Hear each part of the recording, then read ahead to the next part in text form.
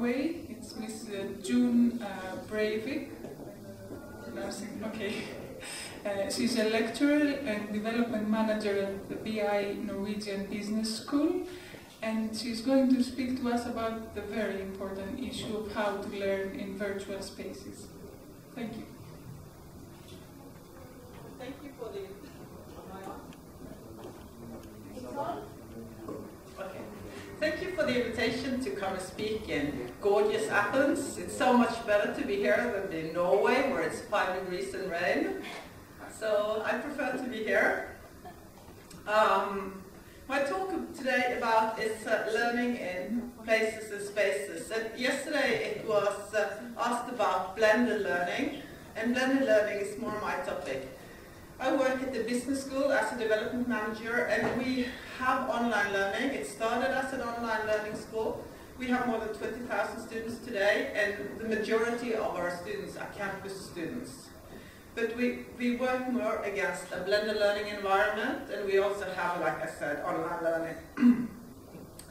And we are in Greece, and of course, this is the learning environment from Athens.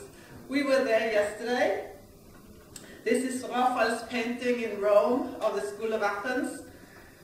And they were living through a technological revolution that we don't often think about. But this was an age where knowledge went from being oral, and like the woman said, our guide said yesterday, the tragedies and the comedies were not for amusement, they were for learning. They were arenas for learning, which is the way you learn in an oral society. And then, in this time, they went from being oral to written communication. And always, when you have new technology, it's scary, and it's not always popular. And we went to Socrates' cave yesterday, where he was in prison. And of course, I posted it on Facebook. And I had a friend who said, yeah, that suits him well, being so negative to technology as he was. And I responded, yes, but he got as he deserved. Because this was the words, it was not Socrates who wrote them, it was a student, Plato, because Socrates didn't write anything. It was Plato in his dialogues who resembled Socrates' views on writing. And I shall read it. It says, if men learn this, writing, it will implant forgetfulness in their souls. They will cease to exercise memory because they will rely on that which is written. Calling things to remembrance no longer from within themselves, but by means of external marks. And it's no longer true wisdom that you offer your disciples, but only its semblance. For by telling them many things without teaching them, you will make them seem to know much, while for the most part they know nothing. And as men filled, not with wisdom, but with the conceit of wisdom, they will be a burden to their fellows. Have we heard this before? 3,000 years have passed and we still use the same rhetoric with new technology. And as always, the change can be difficult. This is the video, it's in Norwegian, but it's subtitles.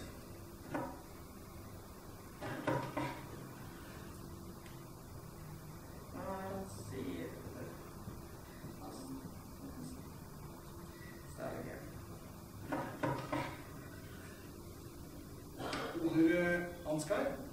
Ja, det er ja, så bra. Okay. Ja, hei du. Hei du. Ja. Ja, hva gjør du? Ja, det er her. Ja, vil du si? Takk. Ja. Ja, har du noen ting helt forrige dag? Nei, jeg holder på å legge opp til et helt nytt system, og da skal alle ha hjelp på en gang. Ja. Skal vi komme inn på øynene, eller? Nei, den ligger der. Har du forsøkt å åpne den? Åpne den, altså hvis det hadde vært så enkelt, så hadde jeg jo ikke tilkalt help. Det skal det vel? Nei. Vil du ha liksom bare en kant? Nei, det skal være fortsatt. Ja. Du bare gjør der. Sånn. Ja, da er vi i gang. Ja, så langt kom jeg også. Ok. Men så stoppet det opp, og så var jeg redd for at noe av teksten skulle forsvinne, så jeg turte ikke å gå videre. Åja, ok. Da vil du skjønne at inni her, så ligger det kanskje flere 100 sider med laget tekst. Så for å komme videre, så tar du et tak i et ark,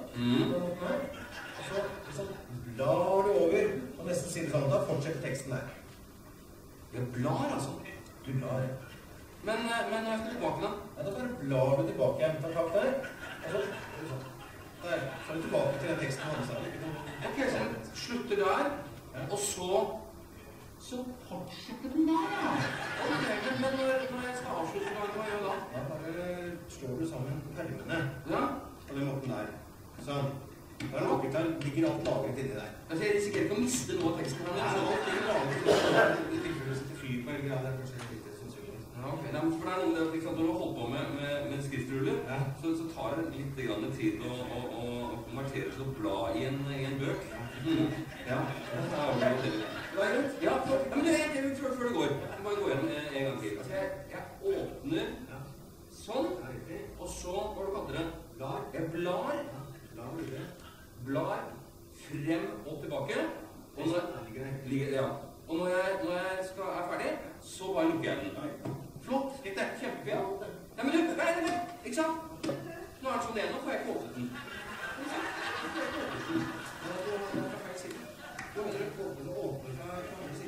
Det er ikke likegyldig, det altså. Åpne fra den siden der. Sånn. Der nå. Ja vel. Har du lest manualen, eller? Manualen? Jeg skal følge med som manualen som blir ferdig. Åja, den ja. Ja, men ikke sant, der har du samme problem. Får du ikke opp?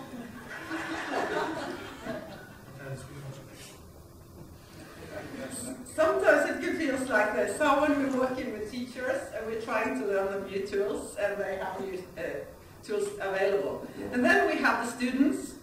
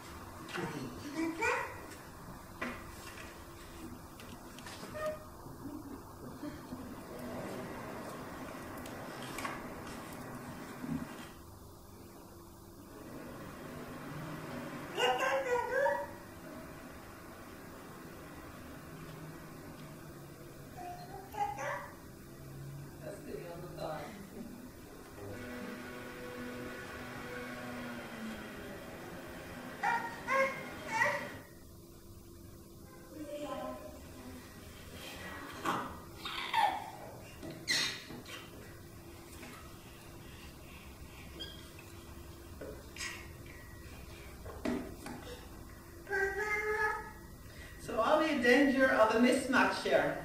A mismatch between the mental models of the teachers and the mental models of the pupils. When we implement new tools, we have a tendency to put them in the old paradigm, like how they started using cars. Today we know that we have ditched both the horse and we are about to ditch the driver as well as Google gets their self-driving cars. So the whole concept of cars and also eventually how cars will look like when you have a machine driving it, another person will change. And so will the business models. So instead of just upgrading our tablets, we have to do something different. But we are still in the old paradigm when it comes to learning. This model we know so very well. That is a model that started in 1088 at the University of Bologna. The reason they had this model, do anyone know why it's modeled this way?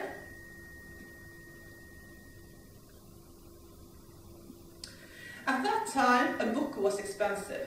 A book cost about as much as a farm or a vineyard. So obviously the students could not afford many books. So what they did was that they had one of the students read from the book up front where I'm standing, and the other students were copying. And as you can see, they were paying attention, as always, the students. You see the one in the corner there who is asleep, and the other ones in the other corner chatting. So students are students always. But the way they did it was that they had one of the students reading loud for 45 minutes while the other ones were talking, and then they had a 15-minute break so it could relax his voice. And that was the model. Do we know that model at all? Have we heard about that model before?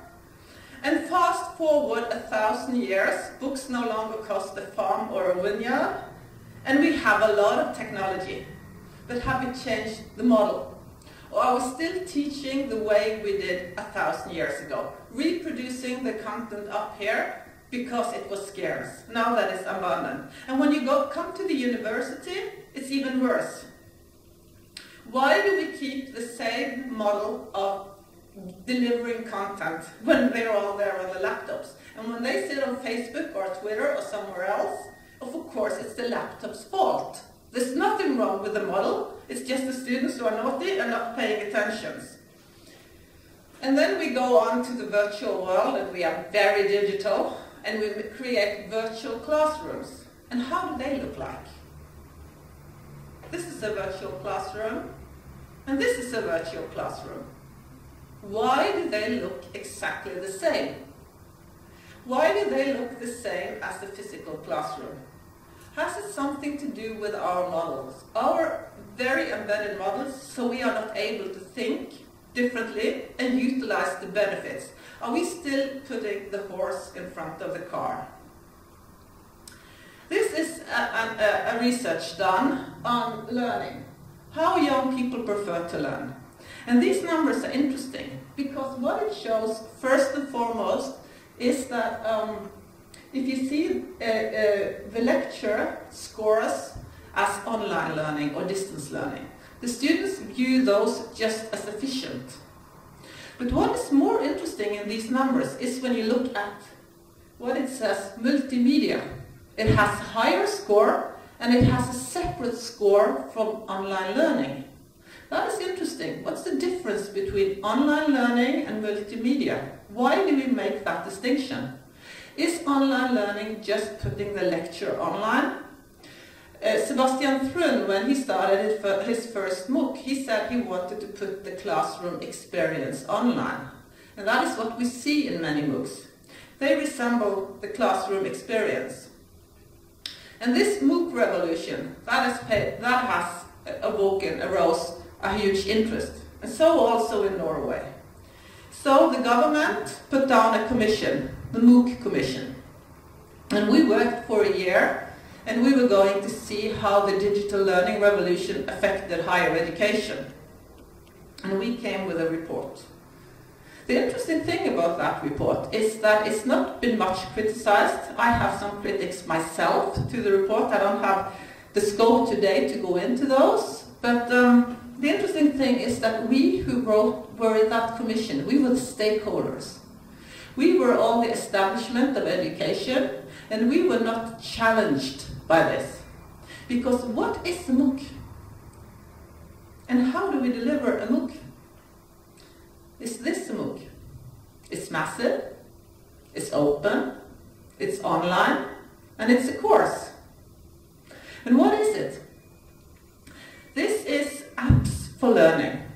These are, one of them is called Babel, the other one is called Duolingo. And these particular are for learning languages.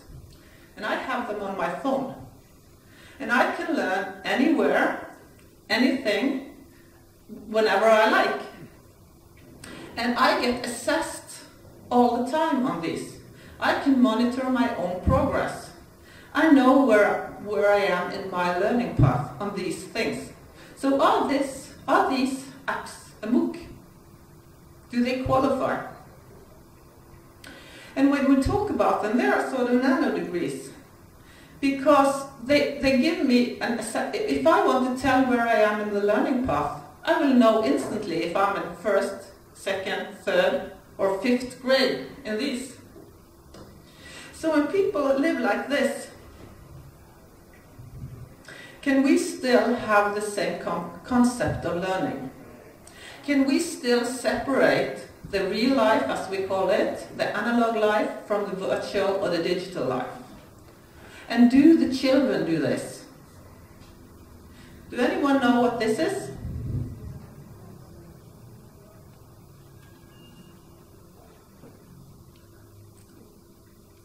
This is a game.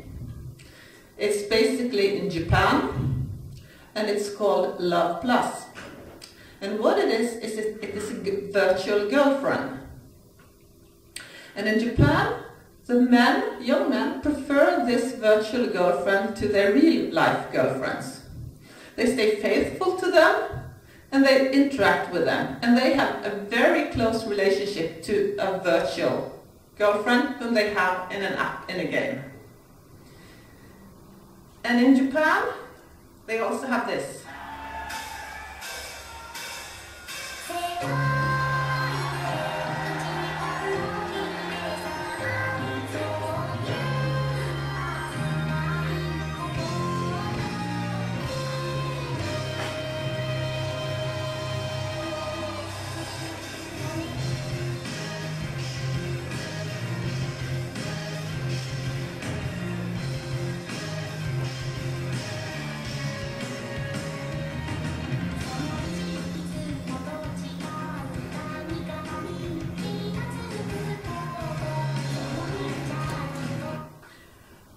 I don't need to play anymore, but as you see, this is a hologram. She's a superstar in Japan, and you see the audience, which are teenagers, and she even has a live band playing with her. But she is virtual.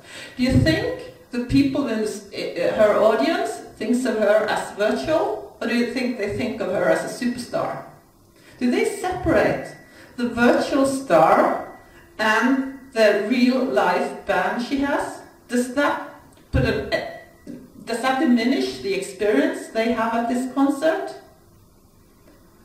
And this is the mental models that our youth have. This is how they view technology, because it's not technology, it's part of their life.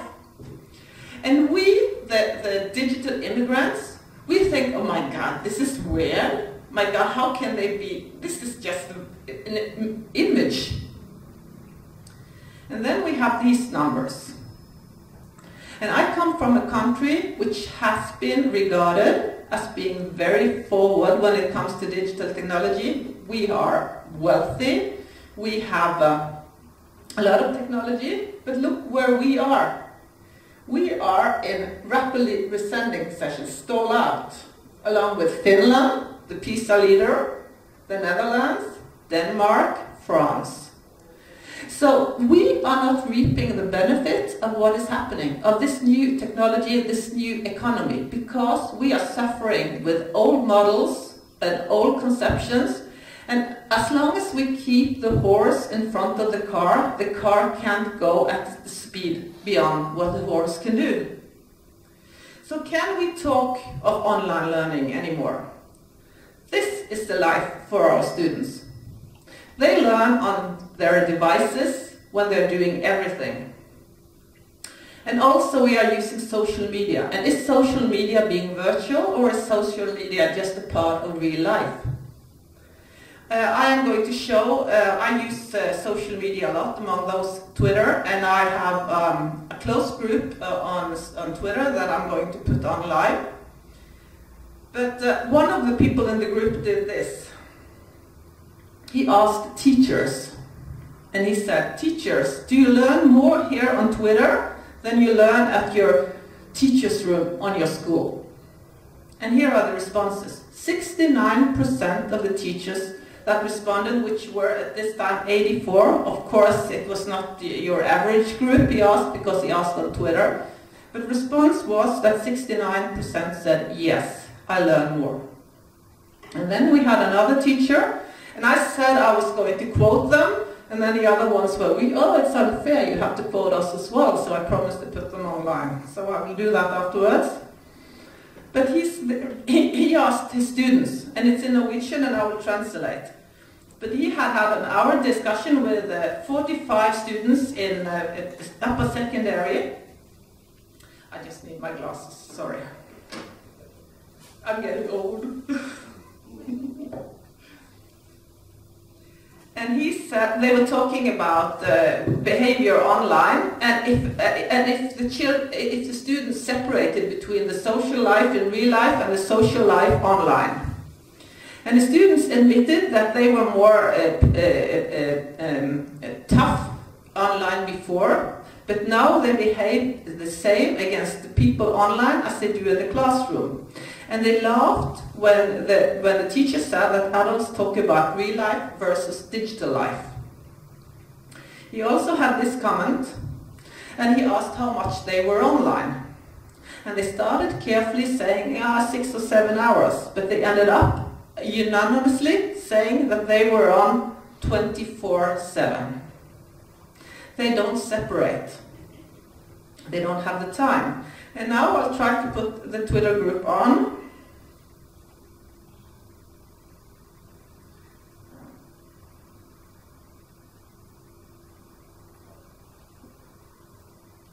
Let's see if they're responding. This is my Twitter group in the middle. It says back to messages, and that is the group. And as you can see, we've already been chatting. So let me see if they're there, if I'm online.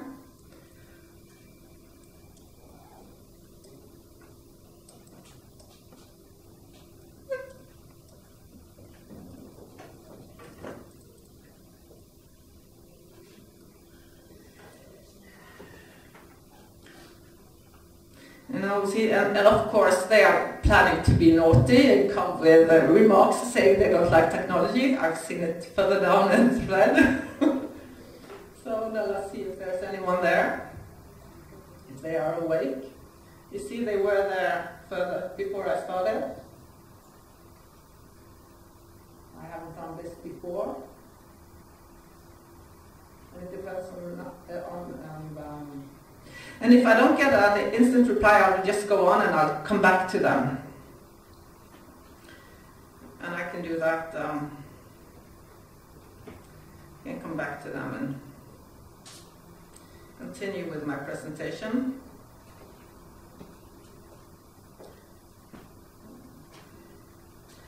And so what are the tools for learning today? What tools do we use for learning? And as you can see, the old famous encyclopedia has become a table. It's become a decorative element. And I was at the castle as a hotel in France 2 years ago where I found this decoration. The books were put in the top of a staircase as a decorative element. What tools do we use today? These are the tools that we use at my school. How many knows what today's meet is? Anyone? Today's meet is sort of it's a very good tool if you can use it the way you use Twitter as a back channel in your class. Padlet is a digital board which we have very good experience with using. Pastebin is a tool for sharing documents. We have Adobe Connect, which I know all of you, I reckon all of you know. We use Facebook, you can use Snapchat, you can use all these tools for learning. So they are a part of a toolbox that is just as natural for our students to use as a book. Maybe in many ways more natural to use. So what are the criteria for the tools we use? How do we judge them? Are they public or are they private? Many of the online tools are private, some are public, and they are used differently. And as I showed you, Twitter can be both public and it can be private. And do you blog or do you use a traditional paper? When students write blogs, they often write much better than they do when they write the paper because the blog is public. So more people see what they write and they get more feedback, and that makes it more scary and more challenging than when you only write for the professor. And are the resources closed or are they open? I showed two tools for learning, Babbel and Duolingo. Babbel you have to pay a fee to use. So you can say it's closed because it's only open for the subscribers, whereas Duolingo, which is a very good tool for learning languages, is open and free for everyone. And then you have the quality assurance aspect. What are the quality of these tools? That is an aspect I'm not going into at the moment. And also we have this, what is cheating versus what is collaborating? We know that one of the 21st century skills is being able to collaborate, but when you collaborate in education, we call it cheating. And on these tools, can you cheat? Is it interesting to cheat? When I am working with my app, and I am being assessed all the time, do I really need to cheat? Because why do we have this problem with the cheating? Can it be that the problem really is in the assessment system, the way we assess and the way we measure the skills of the students? And how do we measure academic performance in this system? What is actually academic performance, and how do you acquire it? And lastly, there are more and more emphasis on skills, not on content. Content is abundant, but we still measure content. And more are asking for skills. How do you measure skills? How do you train for skills and not reproduction of content? And then we get these reports. How many have read this one? A few hands. This came a few weeks ago from the OECD. It's about student computers and learning. And of course, media loves it. Because what it said is, those students who use tablets and computers very often tend to do worse than those who use very moderately. And in Norwegian it says, computers don't give better students. And it says that Norway was one of the best examples of that. So what do we do when we're online? When you see a measurement like this, what does it really show? What does it tell us? And what correlations can we make? It tells something about how long they've been online, yes. Does it say anything about what they do when they're online? Did it say anything about the quality of their learning? Or now the responses are coming. You don't see them here, but I see them on the Twitter feed here. When we see countries like Japan, I just showed you how the Japanese youth relate to technology. And yet they score low on this one. Whereas children in Australia, I don't know how they're doing, but they score high. So maybe we need to change the way we think about education. Remember, I come from a campus-based system where we very much focus on the lecture.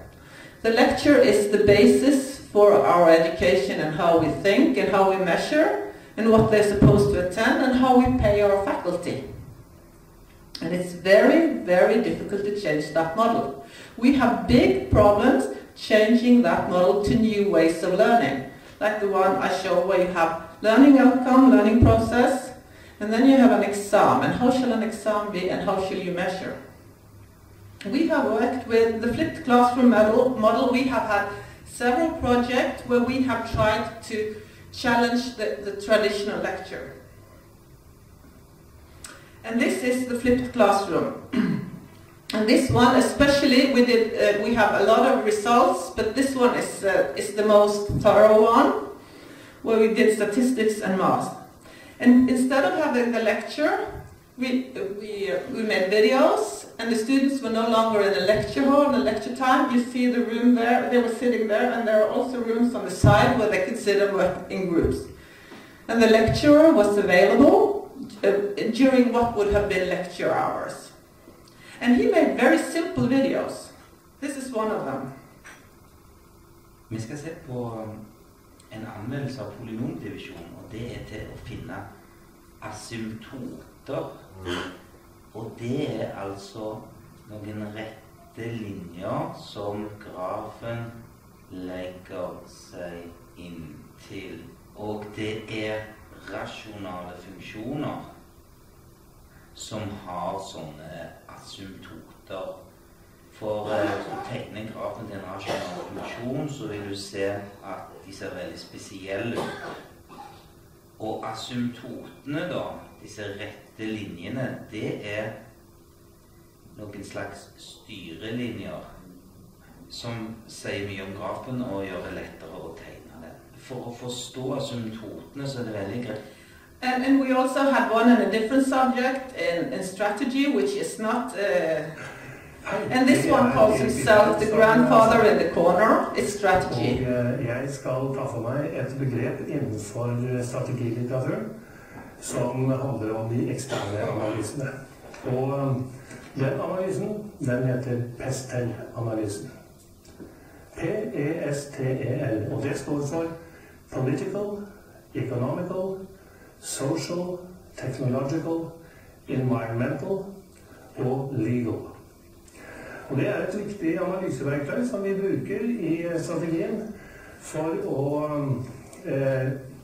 gjøre eksterne analyser. Og jeg tenkte jeg skulle illustrere det med et eksempel fra en bransje som jeg kjenner veldig godt, nemlig avisbransjen. For jeg vet ikke hvor mange av dere som leser en sånn avis om det.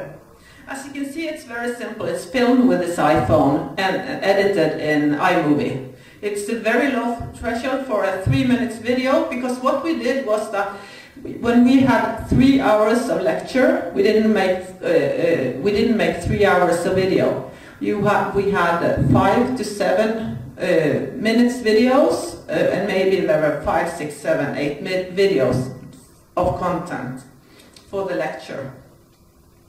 And the results, we talked with the students, and these are the results and the feedback we got from the students about how they liked it. And of course they said they could see it anytime, they could see it from anywhere.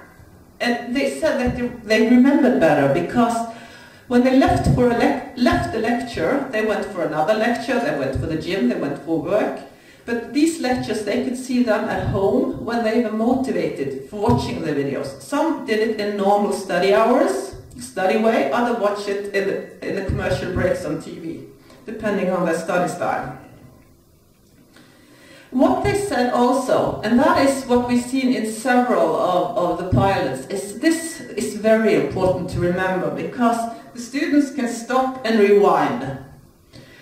And when the lecturer talks, it's not so easy if something is complicated to stop the lecturer. But what we saw was that the students, when on a video for about 7 minutes, they took an hour to study them, because they took a lot of notes and they rewinded a lot.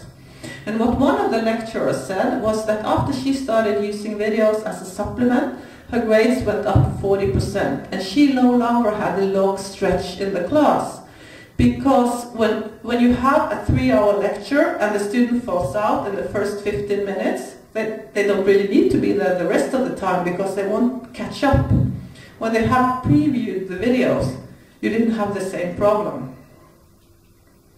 And also the students love the video because they all would use them for repetition. And how did they see them? Many watched them with other students. Many actually watched them on campus time, so they did not necessarily sit on their own to watch the videos. And like I said, they took a lot of notes.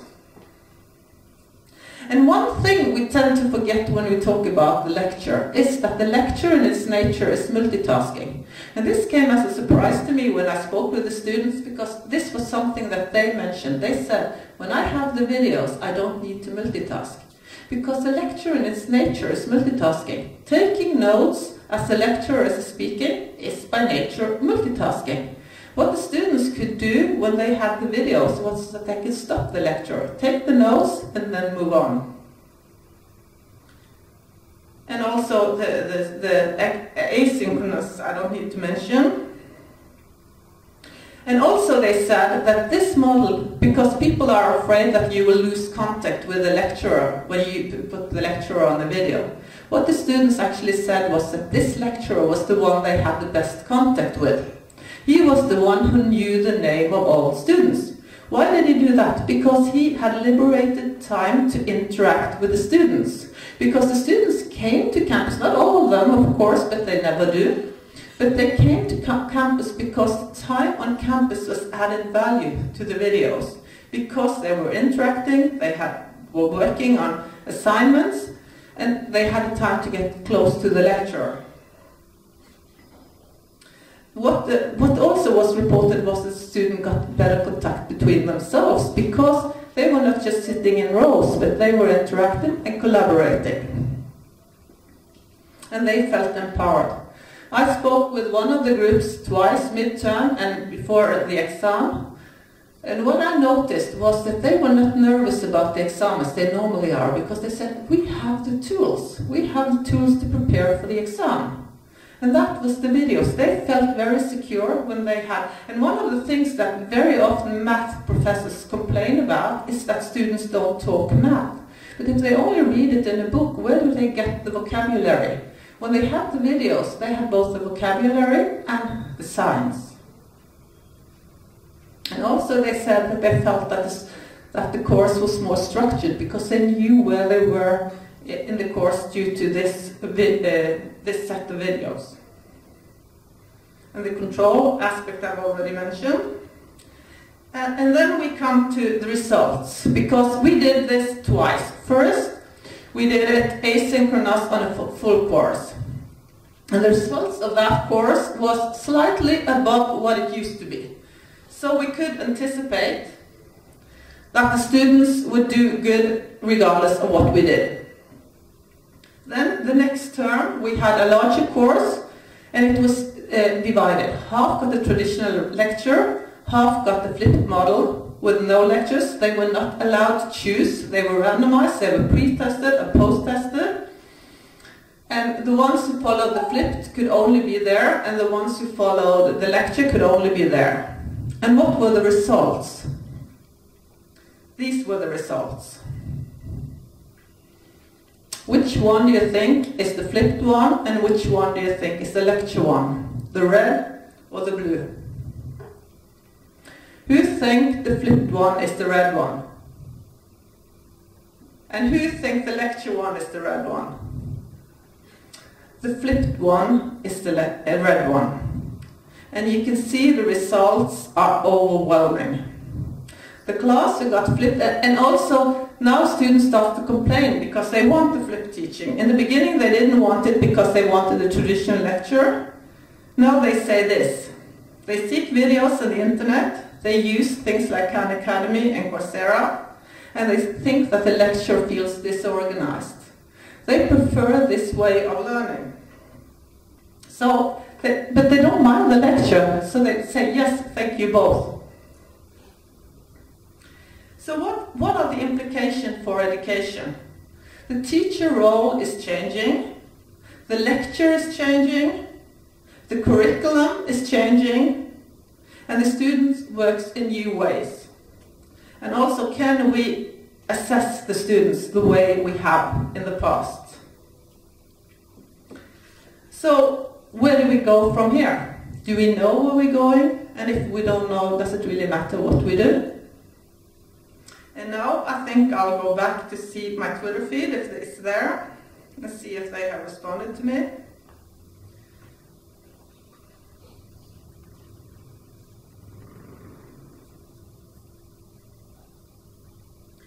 And here they are, my friends on Twitter. Twitter may be as important for learning as the tractor is for farming. There is a smiley there, meeting people. Yeah, you can see them in yourself. I don't really need to read them. But you see, they are these are all professors in the group. They are teachers, they are principals. And the discussion we have in this group is a very valuable learning and sharing arena for us who are there. And we can be very open because we are not on the open Twitter feed. And you see, I got a response quite substantially from my friends in the Twitterverse. So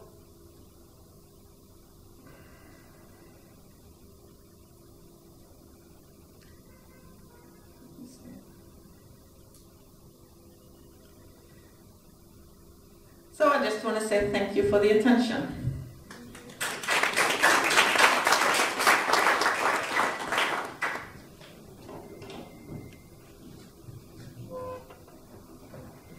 Thank you for a fascinating presentation. Any questions for Ms. Breivik?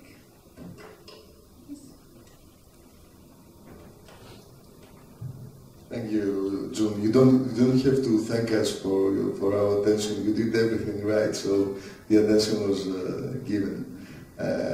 Well, I have a reaction and a question about, with the Greek reality. I'm going to put it in a rather conservative way. Do you have an hypothesis of how many Greeks have Twitter accounts? I mean, is it? I know you can't. It's not an easy question. Okay, I'll tell you the answer. It's 15 15,000 out of 11 million people. It is 0.45, something less than 1% of the population. So, what are we doing in the meantime? Or, to put it otherwise, is it your case? Is Norway elsewhere than some, and Japan elsewhere than other parts of the world? Thank you. Yeah, that was an easy one. Of course, Norway, we are, when it comes to internet penetration, we are almost 100%. And most of our population have digital tools. For us, it's not the question about access, it's a question about competence. So the digital divide is not who has and hasn't access. And also we have a system where all students in upper secondary have free laptops from the government. So, yeah, that is helping so for us. But that does not mean that we, that this is not a challenge, because I think it's more a matter of mentality and utilizing the tools you have access to.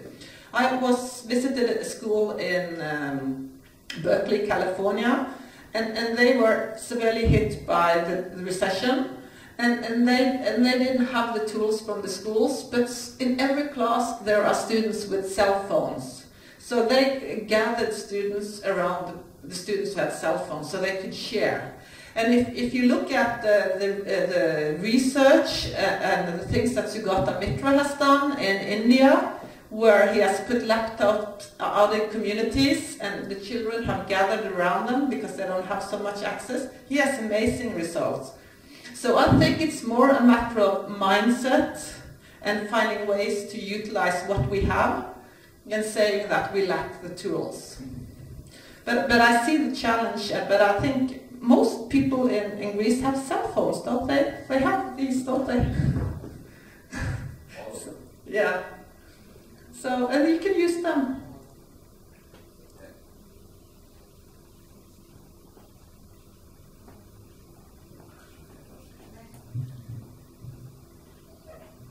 I have one question, I think quite simple question. At the beginning you show your cell phone, and in a very interesting way you said, okay, we have a cell phone, we read and we learn.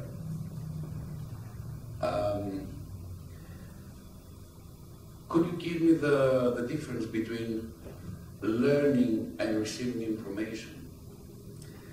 That is an interesting question, and that is the $10,000 question. And sometimes I think we have higher demands for the digital tools than we have for the traditional tools. We demand more quality from the digital tools than many of the books we give children to read, and we just make them memorize the content and reproduce it for a test. Is that actually learning, or is it just reproducing content? And when it comes to this one that I particularly showed, I have a very interesting remark in that respect, because what is on here is at least as good, maybe better, than what I had in school when I was learning German. And I was going to Mexico a few weeks ago, and prior to going to Mexico, I thought, okay, I'll learn some Spanish. And that is why I used these tools. So I learned Spanish on this one. And I don't speak much Spanish, but I've learned a little. And when I came to Mexico, I went there with a friend who speaks Spanish. And everybody kept speaking Spanish to me, even when I said to them that I didn't speak Spanish, and the waiter said to the others, she speaks Spanish. And I was like to my friend and said, why do they think I speak Spanish? And she said, you know, that is because your pronunciation is so good. And I think the reason my pronunciation was so good was because I had this native speaking app helping me, hearing me, and also I could hear my own voice when I spoke Spanish. So, but that is language, and I don't think that you can apply the same methods for all subjects. I think it varies from subject to subject how you can use these tools. Yeah. Of course, somebody could argue that this is memorizing and having some special skills for reproducing the Spanish language or some Spanish sentences, words, and expressions. But my point of view is that in the procedure, in the idea of what you showed before, it's quite hard to talk about learning. Usually we talk about receiving information, and we work with this information so we could make them knowledge. And that's the whole learning procedure. And that was the main idea. So the difference between information and learning. But I think your response was quite clear. Okay, thank you. Thank you. Other questions? May I pose one? Do we have any data, any feedback about why it is that virtual classrooms and virtual learning spaces are constructed the way traditional ones? Is it just a matter of custom, that's what we know and we can't imagine something different? Or is it that throughout the centuries we've seen that this works better and we're trying to embed it in the virtual environment? I think the answer to that question is yes and no, because we have research that shows that note-taking with hands beats note-taking with computers. But then on the other side, it's what are you really measuring? That is an interesting question, because the traditional learning environment, the lecture, is set up to function that way. So if you measure the old paradigm with the new tools, do you really measure what you do? So this research is, there is some research, and it's interesting the questions we ask and the views we take on this. So hopefully more will come. If there are no more questions, thank you very much. Thank you.